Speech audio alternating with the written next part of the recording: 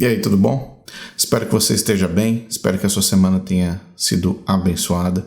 E eu quero dizer aqui um muito obrigado a todos vocês que têm assistido os vídeos e por todos os comentários, independente se são a favor ou contra. Obrigado pela sua participação, obrigado por você estar aqui, dando um pouco mais do seu tempo para aprender sobre esses assuntos históricos da Igreja Adventista. Nesse episódio número 6, nós vamos avançar na linha cronológica e vamos explorar um pouco mais sobre o que Ellen White acreditava, como ela lidava com as suas visões e o que elas representavam para o movimento em si. Esse movimento inicial, esse começo, a primeira chama, vamos dizer assim, do Adventismo, como ele nasceu e como ele foi criado. Quem era Ellen White, você já sabe. O que ela fez ou o que ela fazia também, muito disso você já conhece. Agora, como isso tudo se transformou em algo tangível, em algo que se transformasse talvez até num empreendedorismo ou talvez num produto em si mesmo. Portanto, nesse vídeo você vai aprender muitas coisas do ponto de vista histórico, mas principalmente quais eram as crenças, no que Ellen White de fato acreditava e o que ela disse que Deus revelou para ela com relação a essas mesmas crenças. Eu espero que você goste do episódio e nos vemos no decorrer do vídeo com outros comentários. Um abraço. Após o triste episódio em Atkinson envolvendo Ellen White, Tiago White, Israel Damon e muitos outros, você compreendeu nos vídeos anteriores que Ellen White e Tiago White fugiram da cena do crime e desapareceram na noite. Ambos não foram vistos até chegarem à cidade de Portland, ou seja, eles viajaram por mais de 150 quilômetros na neve, retornando até a cidade onde Ellen e sua família moravam. É importante relembrar que a mãe de Ellen White estava desesperada, pois além da aparência do mal que permeava as viagens de sua filha, uma garota de 18 anos, solteira e viajando sozinha com um homem, muito do que já havia acontecido desde o início da sua viagem havia se tornado público e a moral de Ellen começou a ser questionada, o que poderia afetar diretamente seus planos como visionária e médium espiritual.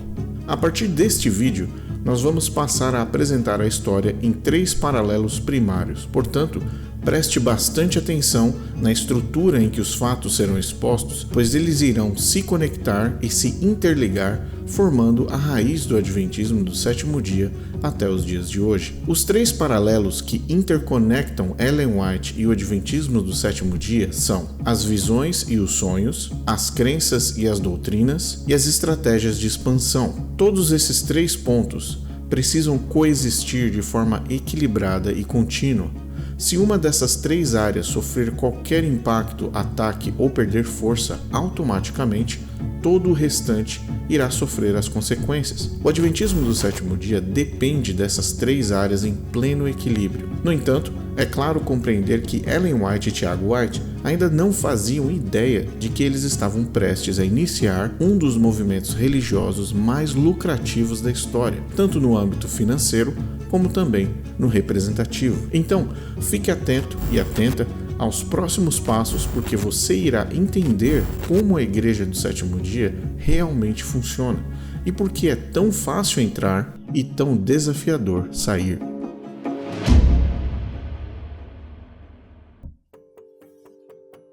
Pois é, de fato é fácil entrar e desafiador sair do Adventismo. E são vários temas e são vários assuntos por que isso acontece. E também não é tema para o vídeo de hoje, vai ser o tema para um vídeo no futuro. Mas o fato de ser fácil entrar e difícil sair está conectado com Ellen White, porque Ellen White e Igreja Adventista são a mesma coisa, é o mesmo espírito no mesmo corpo ou a mesma massa da mesma argila, alguma coisa nessa linha. Então, para pensar na seguinte forma: todas as vezes que você ouve falar ou lê sobre Ellen White, automaticamente toda a carga de crenças que ela sempre teve está presente ali. Está presente também no resultado dessas crenças, que são as doutrinas ou basicamente no que a Igreja Adventista acredita. Muitas pessoas defendem a ideia de que não, a Igreja Adventista acredita 100% no que está escrito na Bíblia. Na verdade, a Igreja Adventista do sétimo dia acredita 100% na interpretação bíblica do que Ellen White, vê na Bíblia. Todas elas foram interpretadas à luz do que Ellen White acreditava. Por isso que é tão importante você entender no que ela acreditava, ou no que de fato, quais eram as raízes que estavam conectadas a Ellen White. Dá uma olhada. Durante o julgamento de Israel Damon, uma das principais afirmações de ambas testemunhas, tanto de acusação ou de defesa, era que Ellen White, Tiago White e Israel Damon pregavam que o mundo iria acabar em breve, que ser batizado era a prerrogativa para não ir para o inferno e que a porta da graça estava fechada, não havendo oportunidade de salvação. Eles pregavam que ninguém mais poderia se salvar, a não ser aqueles que haviam acreditado e aceitado a mensagem de William Miller e da volta de Jesus em 1844. Como nós vimos no último episódio, Ellen White fazia parte do grupo dos Adventistas fanáticos e, para piorar a situação, toda a influência da Igreja Metodista dos que gritam ainda queimava dentro dela, acentuando mais e mais o lado carismático de Ellen White, fomentando ainda mais por causa das supostas visões que ela recebia. Mas você, evangélico ou adventista, deve estar se perguntando, afinal de contas, Rodrigo, no que Ellen White de fato acreditava nesse período? Após o desapontamento de 1844, onde ela firmou os pés? Existe uma forma de definirmos Ellen White? E a resposta é simplesmente sim. Para isso, precisamos dividir Ellen White em 4 áreas. Essa divisão é a forma mais simples para você entender Ellen White de uma vez por todas e finalmente tomar uma decisão pessoal. Ellen White precisa ser dividida em 4 eras. A primeira era, que vai de 1844 até 1851, que relaciona as visões, o fanatismo e a porta fechada. A segunda era, que ocorreu entre 1851 até 1888, relacionada à fundação e à expansão da Igreja Adventista. A terceira era está entre 1888 até 1900, que engloba o exílio e principalmente a tentativa de controle supremo sobre a organização. E a quarta e última era, que vai de 1900 até 1915, que são as descobertas com relação aos escritos dela e também a sua morte. Apesar de ser a forma mais correta de apresentar Ellen White, esse método é pouco conhecido porque separa a suposta profetisa em períodos, ao contrário do que a organização adventista prefere, que seria o conceito de um período linear indivisível. Nesse episódio, vamos navegar fundo na primeira era, o que ela representou e quais as consequências relativas a este período que ainda permanecem presentes na estrutura, nas práticas, nas crenças e principalmente nas doutrinas da Igreja Adventista. Dividi-la em 4 fases, em 4 eras, é importantíssimo. Por que é importante? Porque todas as vezes que você pega Ellen White e estica como se fosse um chiclete, de 1827 até 1915, quando ela morreu, tudo parece a mesma mensagem, as coisas parecem parte das mesmas ideias, mas na verdade não são. Você precisa dividi-la em 4 eras e cada uma dessas eras você vai notar uma Ellen White diferente. O que mais chama a atenção das pessoas é que se de fato ela recebia as mensagens de Deus, por que houveram tantas alterações das mesmas mensagens e das mesmas crenças ao longo de toda a sua vida? Entre a era número 1 até a era número 4, você não percebe apenas mudanças leves, mudanças simples, você percebe alterações radicais do ponto de vista de crença, do ponto de vista de revelação e também nas ordenanças que ela ditava para os seus membros ou para os membros da igreja naquela época. Portanto, as doutrinas da Igreja Adventista são o resultado da interpretação bíblica de Ellen White durante todas essas 4 fases. Portanto, preste atenção agora na próxima fase do vídeo, porque você vai entender como tudo isso funcionava e principalmente o fator físico na questão das visões.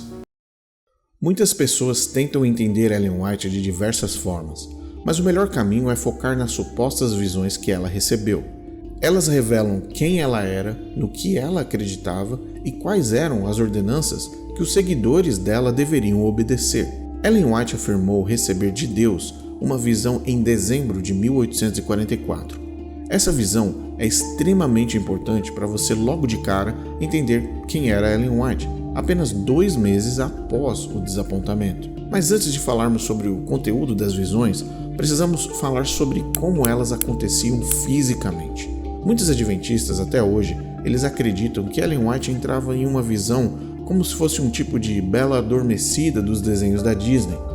Muito do que é apresentado nas igrejas adventistas ilustra uma cena supostamente repleta de santidade, espiritualidade, calmaria e serenidade. Por outro lado, muitos pastores nos púlpitos das igrejas adventistas procuram não se prolongar muito descrevendo o estado físico ou os detalhes dos efeitos corpóreos em Ellen White, durante o tempo em que ela estava operando como médium. Mas é fundamental que você entenda perfeitamente o que acontecia com Ellen White antes, durante e depois de um evento em que ela entrava em visão. Portanto, para sermos fiéis aos acontecimentos e à descrição desse fenômeno, nós vamos utilizar apenas e tão somente a descrição de pessoas que apoiavam o ministério dela, seguidores e pessoas de confiança que a viram em visão dezenas de vezes. Lembre-se, você não estava lá e muito menos eu, mas a descrição a seguir foi relatada por amigos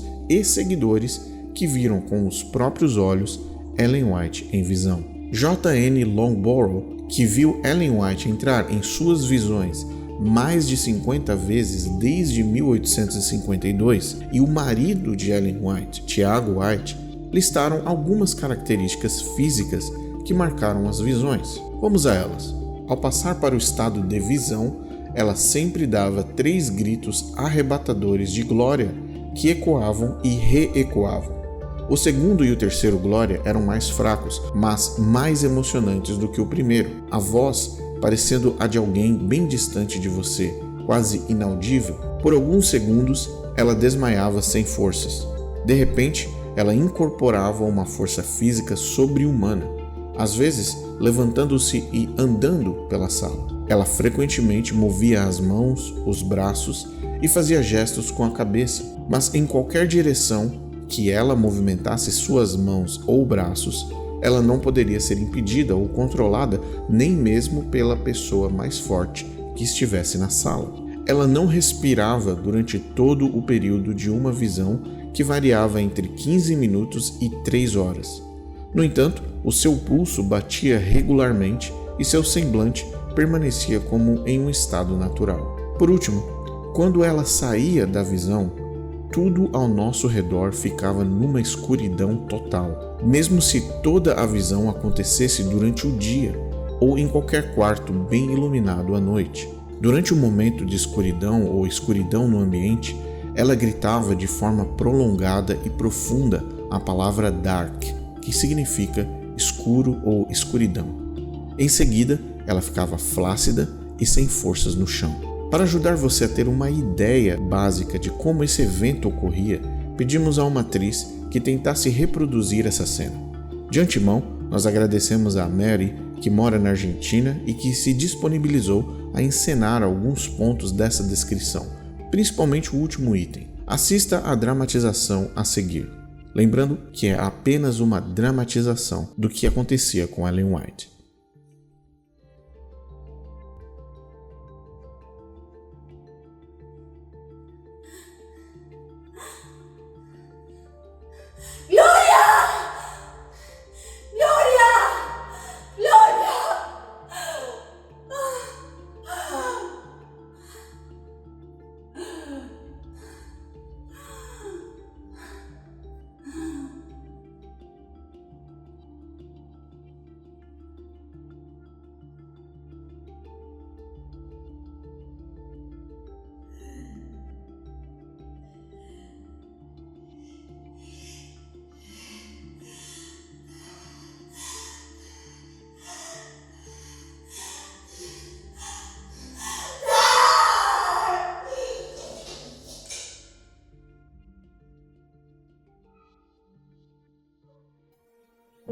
Pois é, eu tentei comunicar ao máximo para Mary todas as descrições que nós temos acesso, históricos principalmente, das descrições da visão e da incorporação de Ellen White durante esse período de transe.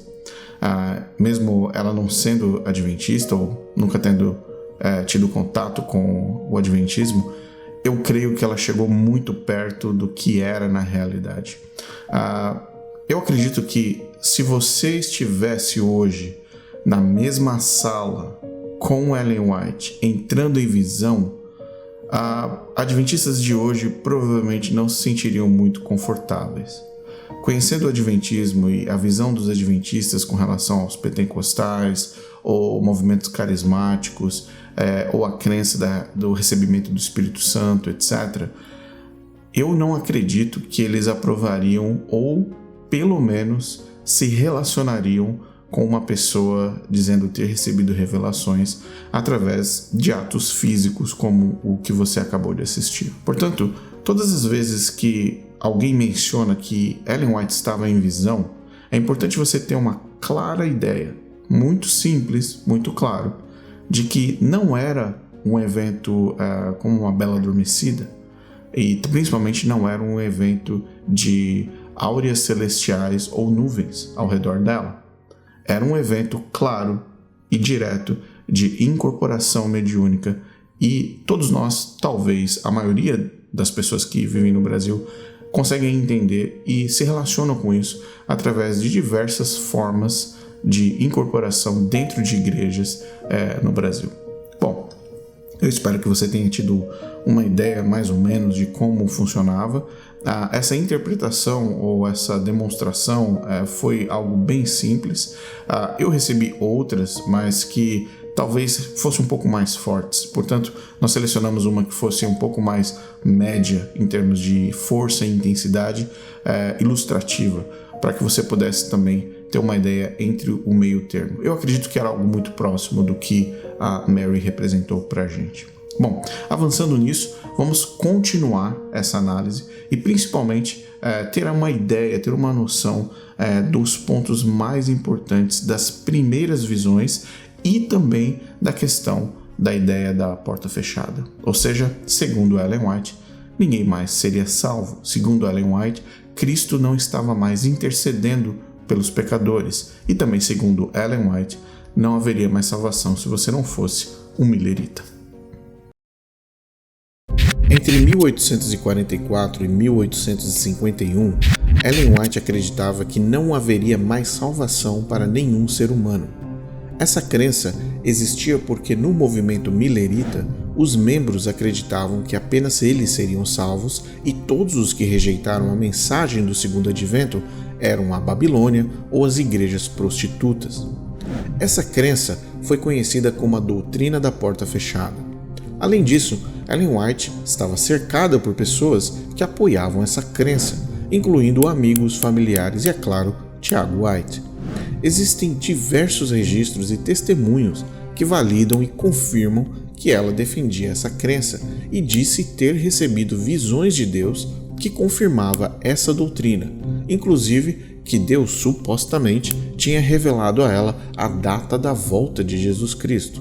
Pois é, você já deve ter visto esse filme antes. No entanto, durante muitos anos após 1851, ela negou essas afirmações e repetiu várias vezes nunca ter recebido qualquer visão sobre a tal da Porta da Graça fechada, ou sobre a marcação de uma nova data para a volta de Cristo. E a Igreja Adventista, como organização, há mais de 150 anos, continua defendendo Ellen White, dizendo que ela nunca participou, concordou ou pregou que não havia mais salvação para a humanidade. Mas a história, os seguidores do movimento e testemunhas que fizeram parte da intimidade de Ellen e Tiago disseram completamente o contrário. Além das afirmações contraditórias da própria Ellen White, as pessoas que faziam parte do bando, como eles eram conhecidos, realmente acreditaram no que ela pregava. Por exemplo, o fanático Israel Damon. Se nós pudéssemos colocar Ellen White dentro de um tomógrafo doutrinário e fizéssemos um exame de diagnóstico entre 1844 e 1851, o resultado seria o seguinte: Ellen White sofria de medo e pavor constantes de não ser salva, trauma do desapontamento de 22 de outubro, a crença no juízo investigativo, uma crença inventada por Hiram Edson, traumatizado após o desapontamento, acreditava que Jesus Cristo voltaria enquanto ela estivesse viva, cria que somente os mileritas e adventistas poderiam ser salvos e que ela tinha a capacidade mediúnica de se comunicar com Deus através de visões. Menos de um ano após o grande desapontamento, William Miller escreveu as seguintes palavras em uma carta que, logo depois, foi publicada no Advent Herald em dezembro de 1844, no mesmo mês em que Ellen White teve, supostamente, a sua primeira visão. Ele escreveu o seguinte: "Fizemos o nosso trabalho advertindo os pecadores e tentando despertar a igreja. Deus, em sua providência, fechou a porta diligentemente para confirmar a nossa vocação e eleição." Isso está escrito no Advent Herald de 11 de dezembro de 1844. Nesse texto, já dá para perceber que William Miller acreditou na porta fechada antes de maio de 1845.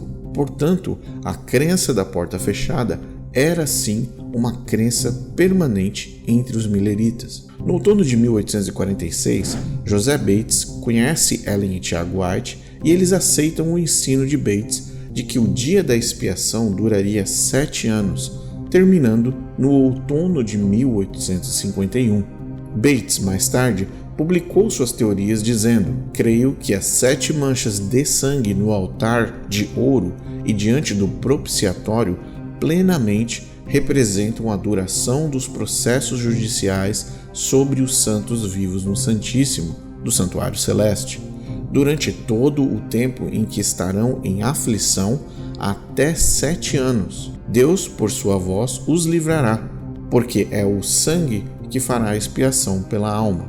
Então, o número 7 representa o fim do dia da expiação, lá no Santuário Celeste. Isso está escrito em O Santuário Típico e Antitípico, página 10, de 1850. Nesse texto, José Bates confirma que ele acreditava que, após os 7 anos, o que daria em 1851, Jesus voltaria. Em 1847, outro texto: "Outros negaram imprudentemente a luz atrás deles e disseram que não fora Deus quem os conduzira até ali. A luz atrás deles se apagou, deixando seus pés em completa escuridão, e eles tropeçaram e desviaram os olhos do alvo, e perderam Jesus de vista, e caíram no caminho, no escuro e perverso mundo abaixo. Era tão impossível para eles seguir o caminho novamente e ir para a cidade quanto todo o mundo perverso que Deus havia rejeitado." Essa visão foi mencionada no livro A Word to the Little Flock, página 14. Nessa visão, você percebe que não haveria mais salvação para todos aqueles que rejeitaram a luz que fora apresentada durante o período de 1844. Nessa visão, Ellen White confirma novamente, mais uma vez, que Deus não salvaria as pessoas que rejeitaram a mensagem de 1844. Veja agora mais uma afirmação de uma visão que Ellen White recebeu sobre a nova data da volta de Cristo. No livro A Sketch of the Christian Experience and Views of Ellen G. White, na página 10 e 11, ela relata uma visão e um trecho diz o seguinte: "Logo ouvimos a voz de Deus como muitas águas, que nos deu o dia e a hora da vinda de Jesus." Por fim, um texto bastante peculiar de uma visão que ela teve na cidade de Camden, em Nova York, em 29 de junho de 1851. Essa visão foi testemunhada por muitas pessoas que relataram em seus livros, inclusive J.N. Loughborough, Tiago White, Uriah Smith, entre outros. Você pode encontrar também trechos dessa visão no livro The Visions of Mrs. E. G. White, de 1868, entre outras publicações. Na visão, ela disse: "Então eu vi que Jesus orou por seus inimigos, mas isso não deveria nos levar a orar pelo mundo perverso a quem Deus rejeitou. Quando ele orou por seus inimigos, havia esperança para eles e eles poderiam ser beneficiados e salvos por suas orações. E também, depois que ele foi um mediador no aposento externo para o mundo inteiro, mas agora seu espírito e simpatia foram retirados do mundo, e nossa simpatia deve estar com Jesus e deve ser retirada dos ímpios. Eu vi que os ímpios não poderiam mais ser beneficiados por nossas orações. Perceba que nesse texto ela relata 3 pontos importantes: de que as orações não eram mais necessárias pelos ímpios; 2, que não havia mais intercessão, pois Cristo já não estava mais disponível para isso; e que sim, nós deveríamos apenas orar e nos beneficiar da presença de Deus e da presença de Cristo. Seguidores, crentes e adventistas, incluindo amigos íntimos de Ellen White, afirmaram no livro O Verdadeiro Sábado que ela pregava sobre as visões que recebia e principalmente sobre a porta da graça fechada para sempre. John McGeer escreveu: "Conhecemos bem a conduta de Ellen G. White, a visionista, enquanto estava no estado do Maine. As primeiras visões que ela teve foram em minha casa, em Polônia, que Deus havia dito a ela em visão que a porta da misericórdia havia se fechado e não havia mais chance para o mundo." Isso está escrito no livro The True Sabbath, de Miles Grant, página 70. A senhora Ellie S. Burdick conhecia muito bem a senhorita White e ela escreveu o seguinte: "Conheci Tiago White e Ellen Harmon, agora a senhora White, no início de 1845. Do 7º mês, 1844, a porta da misericórdia foi fechada. Cristo havia deixado para sempre o trono como mediador. O mundo inteiro estava condenado e perdido e nunca mais poderia haver nenhum outro pecador salvo." Isso está também no livro The True Sabbath, ou O Verdadeiro Sábado, página 72. É sempre importante trazer a palavra de Deus como sendo a palavra final e definitiva para que você não tenha dúvida sobre esse tema e como Cristo, os apóstolos e a Bíblia apresentam de fato a salvação para toda a humanidade, inclusive para você e para mim.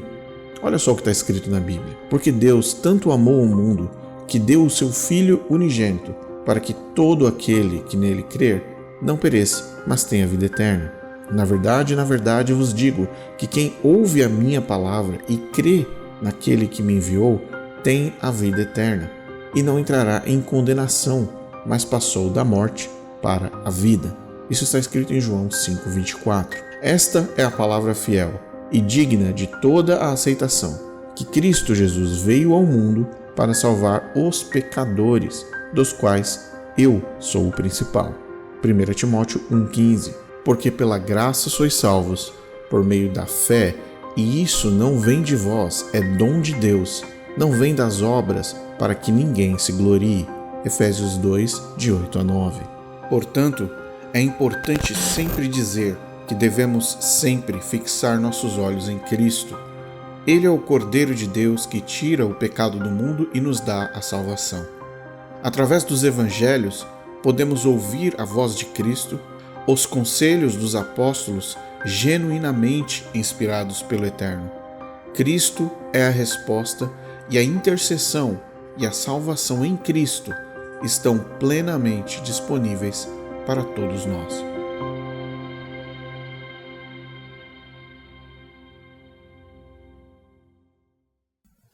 A palavra de Deus, os evangelhos, revelam Cristo, e Cristo é a salvação.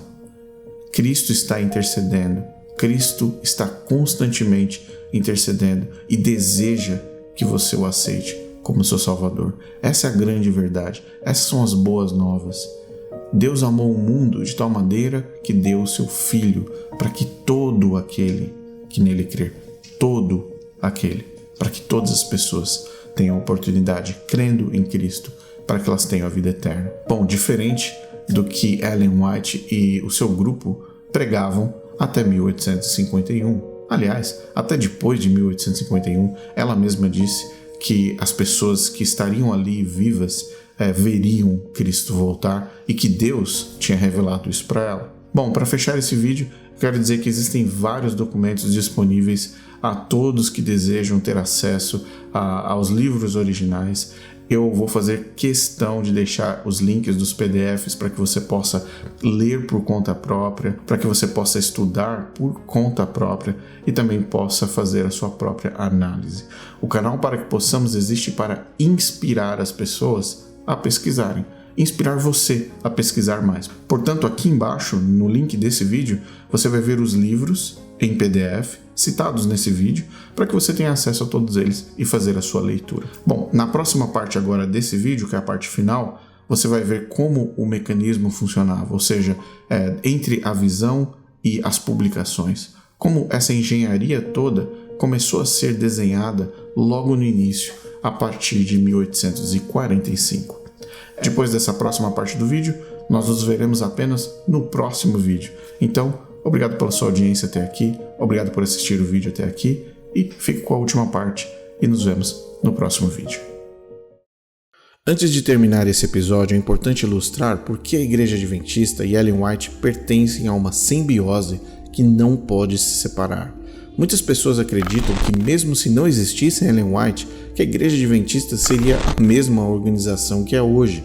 Isso é um completo engano e um devaneio de membros da igreja que, apesar de sinceros, não compreendem que a Igreja Adventista foi desenhada há mais de um século atrás. Ao invés de usarmos mais 30 minutos, nosso time decidiu ilustrar de uma forma mais simples, mas bastante eficaz, o que a primeira era de Ellen White representa para a Igreja Adventista até hoje. Tiago White viu em Ellen White uma garota jovem, pouco inocente, mas com uma crença espiritual tão forte quanto obscura. Mas após tudo o que aconteceu em Atkinson, ele de fato visualizou uma oportunidade incrível, principalmente depois de ver com os próprios olhos do que ela era capaz. E não demorou muito para que ambos iniciassem um empreendimento focado em duas colunas: visões e publicações.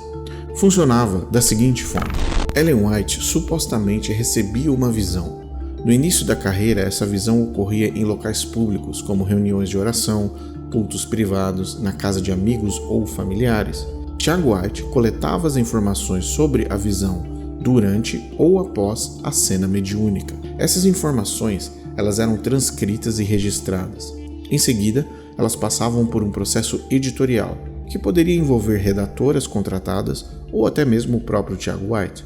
Após concluir as edições, o texto retornava para Ellen White, que fazia uma verificação final, antes de transformar o texto, na verdade, num produto. Esses produtos editoriais poderiam variar entre livros, panfletos e jornais. Uma assinatura anual do jornal oficial do movimento custava cerca de $2 por ano. Ellen White e Tiago White iniciaram de forma indireta uma empresa editorial que alimentava um pequeno grupo de crentes adventistas. No entanto, o empreendedorismo não parava por aí. Além das publicações, Ellen White comercializava 2 outros serviços: cartas direcionadas a pessoas que desejavam receber alguma revelação ou a participação em reuniões privadas onde ela operava como médium, revelando para as pessoas o que supostamente Deus havia revelado a ela sobre aqueles membros do movimento. Não demorou muito para que as publicações começassem a chamar a atenção de um número considerável de pessoas, e recursos financeiros se tornaram uma realidade, e o nome de Ellen White passou a ser considerado importante entre o pequeno grupo de adventistas, que passou a conviver entre sessões mediúnicas, publicações e a criação de um movimento que tinha no seu centro 2 falsas crenças: a nova data para a volta de Cristo, em 22 de outubro de 1851, e o juízo investigativo.